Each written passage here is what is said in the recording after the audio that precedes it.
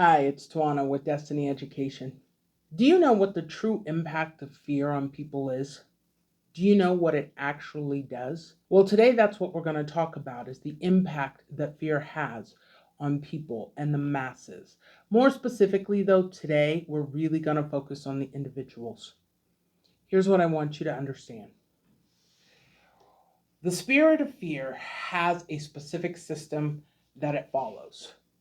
What it does is it starts off as a little itty bitty seed. See this itty bitty space that's hard to see between my four fingers? It starts off that small. And then it's either extinguished or dug up and gotten away when a person chooses not to be afraid, or it's watered. And when it's watered, what happens? It grows. So here's what I want you to know. So you start to see right now what's going on. Fear is being raised. Now there's a deeper spiritual thing that's going on that we could talk about, but we're not going to talk about that because it's way too big for most of you to understand. So we're going to stick with what it is that you see. When people reach a point of being afraid, they only are afraid usually for so long. And then that fear turns into hatred. Now, here's the thing that I want you to really understand. Every generation multiplies the fear from their previous lineage. So if a grandmother was afraid of a certain type of person, then they will pass that fear on to their children. Their children then take that same fear and pass it on to their children. Now, here's the thing that we don't understand about this passing. When it was with grandma didn't like being around that particular type of person or that person because it made her uncomfortable. But when she passes it on to her kids take it out of the realm of that person and put it into the group. And then they decide they don't like that group of people. Do you see how it multiplied? It started with one, but now it's a huge number. Then they pass that same fear on to their children. Now what happens? Now the children don't only dislike that group, they dislike anybody who affiliates with that group or looks like that group. Do you see the multiplication process that has happened? So let me bring this closer to home in something that will be easier to understand. How many of you have played the game telephone? Telephone is when you sit around in a circle and somebody whispers something and you go around the entire circle. And by the time you get to the last person, what the first person said and what the last person say are never the same thing. They are worlds apart. So it could have started by someone saying, the sky is blue. Well, by the time it gets to the last person, they say, I don't like blue jeans. What? That's not even what was said. And so you go to the first person and the first person says, you say, what was it you started? They say, the sky is blue. And now you can see how communication from person to person to person to person can change things. You see, it's based off of information that they have, information that they've learned, information that they create in their own mind, and information that they pull from other sources. These are the four things that impact our ability to take in information and to hear it accurately and correctly. It is always going to result in an explosion of the information that was disseminated. So, why do we use fear? Because when people are divided, guess what they don't do? They don't talk. And when people don't talk, they don't develop a clear understanding. And if I can keep people divided and they don't unify for any reason, I stay in power and I stay in control. And when I use the term I'm not referring to me, Tawana. I'm referring to those who are utilizing the fear. This show is not about utilizing fear. This show is about seeing through the fear. I want to tell you a story. Back in 1965, there was a family that was traveling across country from somewhere in the Midwest over to the West Coast. And the grandmother was a light-skinned or white woman. Her husband was a black man, and her children, therefore, children and grandchildren, were therefore black. And when they had to come across country, obviously they couldn't drive in one fell swoop. They had to stop at hotels. So the grandmother would go in, she would rent the room. The rest would have to sneak in. They would catch a few Z's and then have to be gone before anyone woke up the next morning. They had no time to lollygag. It was a one-hit wonder. They had one shot. They packed up their stuff, they got it ready to go. If they took anything in, fell asleep, and were in the car before anybody had the chance to step out. And the person who would and could lollygag was the grandmother. So some would say, well, how did they not see the driver? Because the driver has a visor he can pull down over his head. And it was winter. It's harder to see. And this is what they had to do while they made their way across country. What it did for those younger generations was it created a hatred in them. Originally, it was a fear, but it metamorphosed into a hatred. And then what happens? The granddaughter gives birth and attempts to teach her child how to hate. But her child didn't take those lessons. She didn't agree, or he. I believe in this story it was a she. That created a nightmare in the family because now the great granddaughter wanted to know more about these people she was supposed to not like. Now we've got a war going on in the family because what happens? That grandchild doesn't accept that teaching, and now we have to figure out how to adjust for her misgivings, the grandchild's misgiving. These are the things that happen in families when that teaching doesn't take. And what it does is it causes division in the household. Now you have a whole group of people in the family against this one person.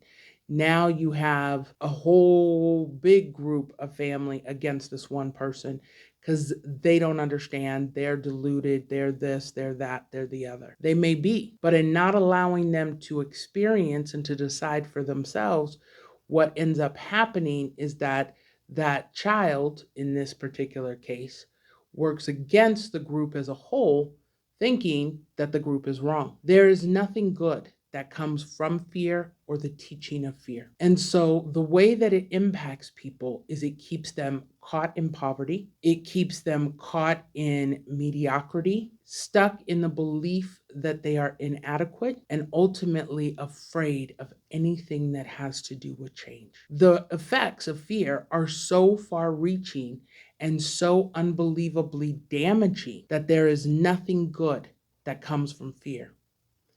Here's the problem. When left unchecked, fear doesn't just last temporarily. It can last for days, weeks, months, years, decades, centuries, and even generations, to the point that it becomes what's called the generational curse. And that generational curse changes everybody's experience. And it just tears apart the family. It tears it apart. So now what happens? Our families, they're not very close knit. They're not tight knit. The love that they experience is not real. It's very conditional. Fear doesn't just impact a group of people. There's no such thing as racists who are only impacted when it comes to seeing other people of color. What happens is that it permeates every aspect of their life, but the bulk of their reaction comes when they see somebody who doesn't look like them. Because what ends up going on in the mind is this: the mind sees it and it says, I can't dislike this particular group of people, so this is the group of people over here that I'm going to utilize this against. So let's take it out of a broader scheme and bring it down to you as individuals. Fear has you looking at people in your family and going, they're different, they're weird, there's something wrong with them. I don't want anything to do with them. I can't believe that's my kid. I can't believe that's my son. I can't believe that's my daughter. There's something wrong. And it's a curse. It's gotten so bad in today's age that if a little boy walks around in his mom's high heels, we don't just laugh it off and call it no big deal. We instantly assume that that child wants to be the other gender. And that's not the case. Little boys have walked around in their mom's shoes forever. It's all about who they spend the most time with. When I was a little girl, personally, I used to walk around in my mother's shoes and my grandfather's shoes. It's all in who you spend the most time with and who your connection is stronger to. Walking around in my grandfather's shoes did not mean I didn't want to be a girl, any more than walking around in my mother's shoes made me want to be a boy. It's part of the growing process.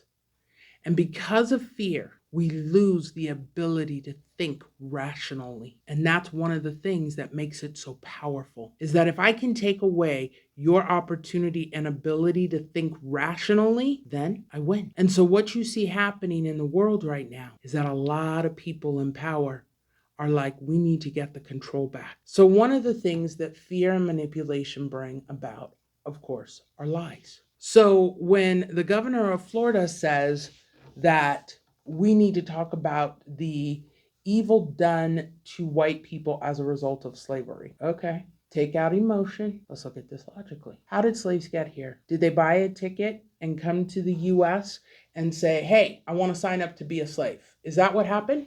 No. What happened? They were shackled and bound, thrown onto slave ships, and brought to the US. So when we look at it that way, the question becomes, did they perpetrate crimes against whites? Well, technically, yes. But was it a racial issue? Did they do it because they were white? The answer is no. They did it because they were shackled and bound and taken from the country that they knew and brought to a country that they didn't know. And then what? Sold on a block like they were chattel. Of course, you're going to have revolt. You're going to have retaliation. Of course, that's a given. But does that mean that these people were against this particular color of people? It does not. It wouldn't have mattered if they were black people who shackled and bound them and put them on a slave ship and drug them off to a country they didn't know and put them on the block.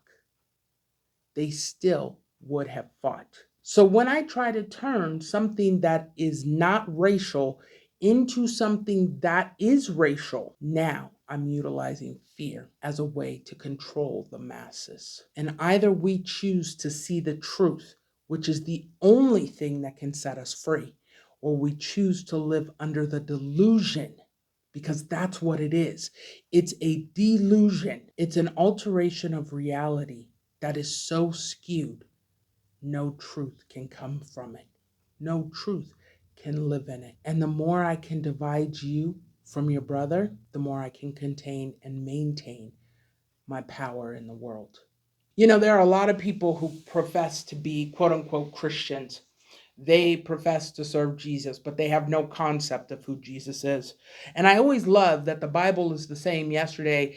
God is the same yesterday, today, and forever. The Bible does not change. And, you know, people want to get into arguments about mistranslations in the Bible. So if that be the case, then go back into the Hebrew, learn Hebrew, and translate it yourself. I mean, it's really not that complicated.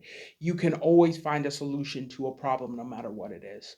But there's one thing that God says: you cannot hate your brother whom you can see, but love God whom you cannot see. You see, for us to hate one another means that we also hate the Father who created each and every one of us. And so every time you allow hate into your life, you remove God further from you. You do not bring him closer. If I look at someone and I don't like them, and I don't take the time to understand, then I can't love the Father. Those are not my words, those are his. You see, fear is designed to keep you away from God. That is the only purpose that it exists for. Because if you won't understand the truth of who the Father is, fear knows you can't be part of his world. So when you see these crazy people on television shouting the name of Jesus and doing all of this, and they're doing this within the context of evil, they're utilizing the name in the wrong way. And therefore, there is no power in anything that they're doing. They're weak and they're incapable. And I want you to understand that, because the more you understand what you're battling in fear, the more powerful you can become in not standing in that as an option or a perceived resource in your life. I got to run for now, but I'll see you next time. Have a good day.